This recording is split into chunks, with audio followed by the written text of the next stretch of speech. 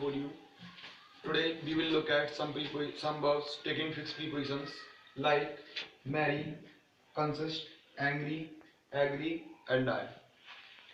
I make this list after carefully observing many exams like bank PO, clerk, SSC steno, SSC CGL, LDC, etc.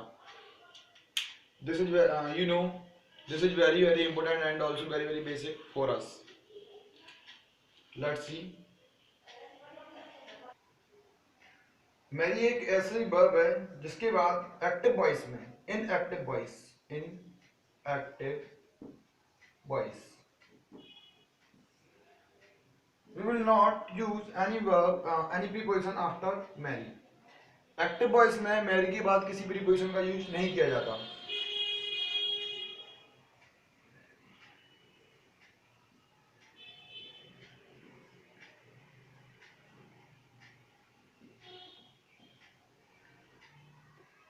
For example, will you marry me? Will you marry me? देखिए यहाँ पर ये interrogative sentence है. इसमें will और will के बाद Mary की फर्स्ट फॉर्म B1. मतलब ये कौन सा टेंस है अपना? Active voice. तो एक्टिव वॉइस में will you marry with me नहीं आएगा. अगर किसी ने यहाँ पर with में लगा दिया, ये एग्जाम में with लगाएगा तो ये गलत है. with का यूज नहीं किया जाएगा. केवल डायरेक्ट पूछा जाएगा will you marry me. इसी टाइप से और एग्जाम्पल देखते हैं अपन.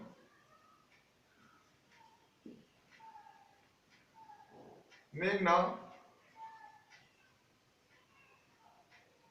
will marry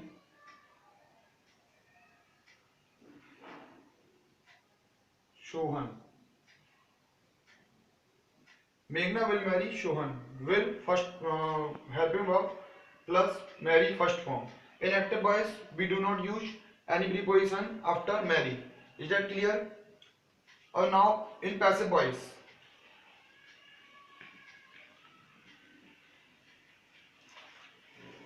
In passive voice. Passive voice में मैरी के बाद टू प्रीपोजिशन का यूज किया जाता है.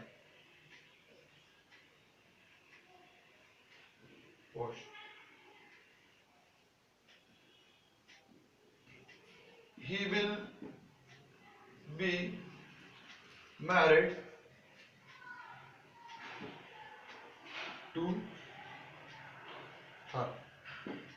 देखिए यहाँ पर we will be and verb third form married. Will plus be plus verb third. ये किसका स्ट्रक्चर है? पैसिव वॉइस का. मतलब ये सेंटेंस किस वॉइस में? पैसिव वॉइस में. पैसिव वॉइस में मैरी के बाद टू प्रीपोजिशन का यूज किया जाता है. Third, getting married to. अभी फर्स्ट यूज सिखाया था active voice. Second in passive voice. Third getting married to. Get married के बाद हमेशा टू प्रीपोजिशन का यूज किया जाएगा. Getting married to. I am getting married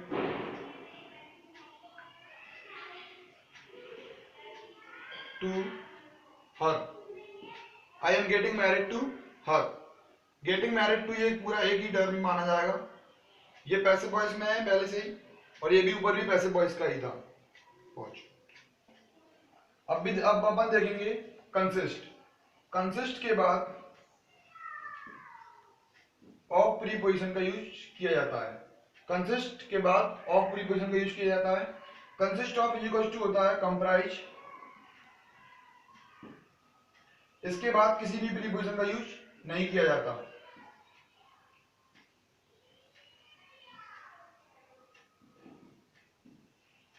और ये इक्वल होता है comprise of.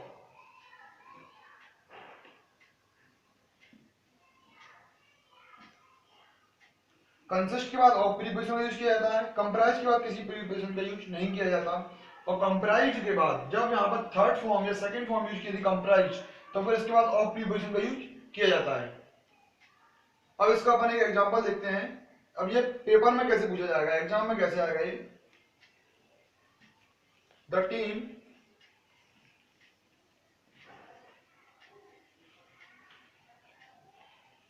50 members.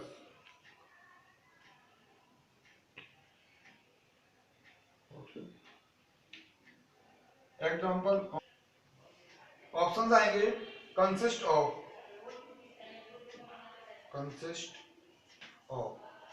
B, fill in the blank में मान लो ये आता है अपना कंप्राइज ऑफ, सी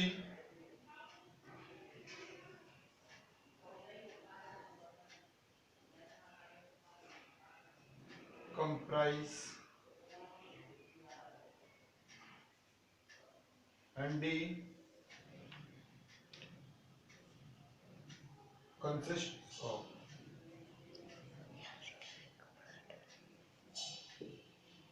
अब देखते हैं अपन the team blank 50 members. First option consist of, ये सही है कि कंसिस्ट के बाद ऑफ प्रीपोजिशन यूज किया जाता है, लेकिन यहाँ पर टीम में कलेक्टिव नाउन है, ये यहाँ पर सिंगुलर की तरह यूज हुई है। टीम के साथ सिंगुलर हेल्पिंग वर्ब और प्लूरल हेल्पिंग वर्ब दोनों का यूज किया जाता है, बट यहाँ पर ये डिस्पर्स फॉर्म में यूज नहीं हुई है, ये कलेक्शन फॉर्म में यूज हुई है, इसलिए अपन इसके साथ में सिंगुलर हेल्पिंग वर्ब यूज करेंगे। तो ये इसमें एस आना चाहिए था, इसमें एस का यूज नहीं किया, मतलब ये प्लूरल हेल्पिंग वर्ब है और अभी यहाँ पर टीम सिंगुलर सब्जेक्ट है, तो ये पहला वाला ऑप्शन गलत। दूसरा कंप्राइज के बाद ऑफ प्रीपोजिशन यूज नहीं किया जाता है, कंप्राइज के बाद ऑफ प्रीपोजिशन यूज किया जाता है, इसलिए दूसरे वाला ऑप्शन भी नहीं आएगा। थर्ड कंप्राइज के बाद ऑफ प्रीपोजिशन यूज किया जाता है, इसमें जो कि नहीं किया गया है। फोर्थ कंसिस्ट ऑफ, यहाँ पर ये कंसिस्ट सिंगुलर हेल्पिंग वर्ब है एंड ये यहाँ सब्जेक्ट भी सिंगुलर है, तो consist of is right answer. Best and annoy, तीनों का मतलब होता है नाराज होना, नाराज होना। इनके साथ में टू टाइप के प्रीपोजिशंस का यूज किया जाता है। First angry with and second angry at. Angry with a person, किसी व्यक्ति पर नाराज होने के लिए एंग्री के बाद विथ प्रीपोजिशन का यूज किया जाएगा, और किसी थिंग पर या कोई एक्शन पर नाराज होने के लिए एंग्री के बाद एंग्री बैक्स और एनॉय के बाद एट प्रीपोजिशन का यूज किया जाएगा। अब एग्जाम में इस टाइप से पूछा जाएगा एक प्रश्न, CH annoyed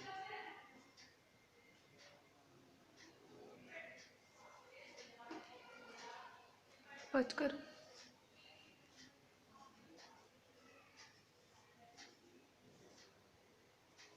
ब्लैंक और हस्बैंड। यहां पर चार ऑप्शंस आएंगे नीचे, with, at, in, no preposition.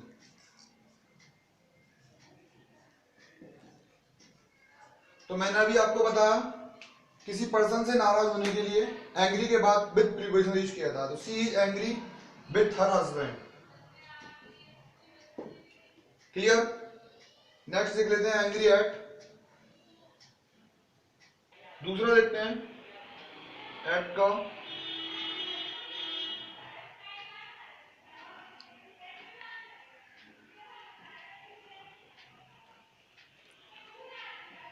Your misbehaviour.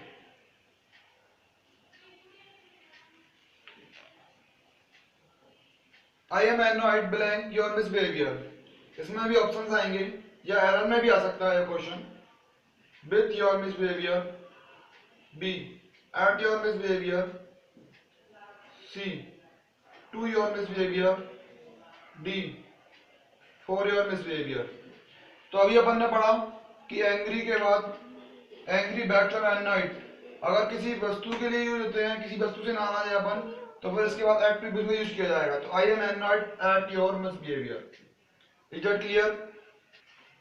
Agree के बाद टू प्रीपोजिशंस का यूज किया जाएगा, एग्री विथ और एग्री टू। किसी व्यक्ति से सहमत होने के लिए एग्री के बाद विथ प्रीपोजिशन का यूज किया जाएगा। Agree with person, agree to proposal, किसी प्रपोजल से सहमत होने के लिए, agree to proposal.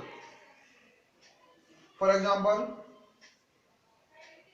I agree blank you, ये भी फिल इन द ब्लैंक में ही आ सकता है मान लो। तो फिर यहां पर ऑप्शंस आएंगे विथ, बी,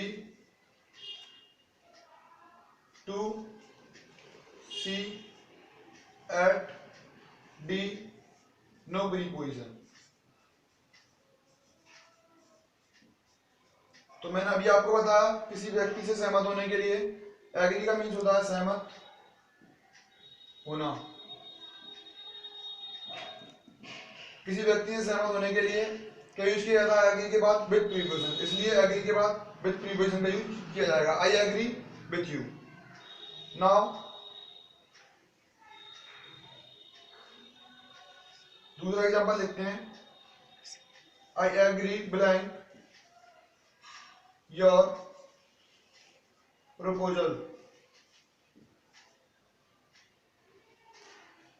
इसमें एग्री के बाद किसी प्रपोजल से सहमत होने के लिए टू यूज किया जाता है, तो I agree to your proposal. Clear. Die के बाद निम्न प्रीपोजिशन यूज किया जाता है, die of, die from, die for, die in. Die of, किसी बीमारी से मरने पर डाई के बाद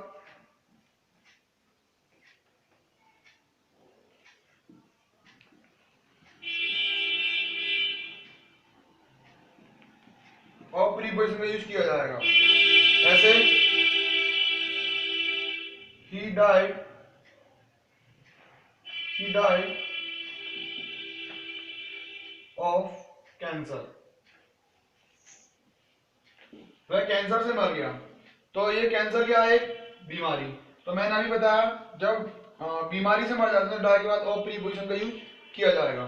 तो he died of cancer. Clear. He died of fever, he died of malaria, he died of pneumonia, इस टाइप से। नेक्स्ट, डाई फ्रॉम, किसी अन्य कारण से, जैसे डाई के बाद फ्रॉम प्रीपोजिशन का यूज अभी बताया तो मैं किसके लिए किया जाता है? वॉमिट, सेकंड ओवर ईटिंग और अन्य कारण से मर जाने पर डाई के बाद फ्रॉम प्रीपोजिशन यूज किया जाएगा। ऐसे एग्जांपल के लिए, he died from overeating. Clear. Third, die के बाद फॉर प्रीपोजिशन का यूज अपनी कंट्री के लिए मर जाने के लिए किया जाता है। जैसे सोल्जर्स जो हैं अपनी कंट्री के लिए मर जाते हैं, तो for country. Example, soldiers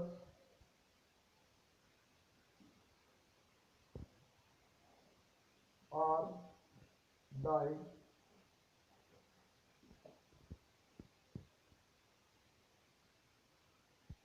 for our country. Soldiers are died for our country, soldiers हमारी कंट्री के लिए मारे जाते हैं। तो कंट्री के लिए मर जाने के लिए डाई के बाद फॉर प्रीपोजिशन का यूज किया जाएगा। किसी एक्सीडेंट आदि में मर जाने पर डाई के बाद इन प्रीपोजिशन का यूज किया जाएगा।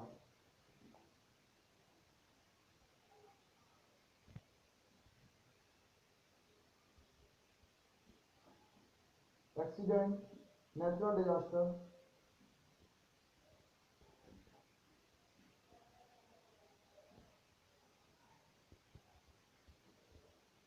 जैसे अर्थक्वेक, फ्लड, एक्सेट्रा। अगर कोई नेचुरल डिजास्टर में मर जाते हैं या कोई एक्सीडेंट में मारा जाता है तो डाई के बाद इन प्रीपोजिशन का यूज किया जाएगा। For example, the boy was died in the accident।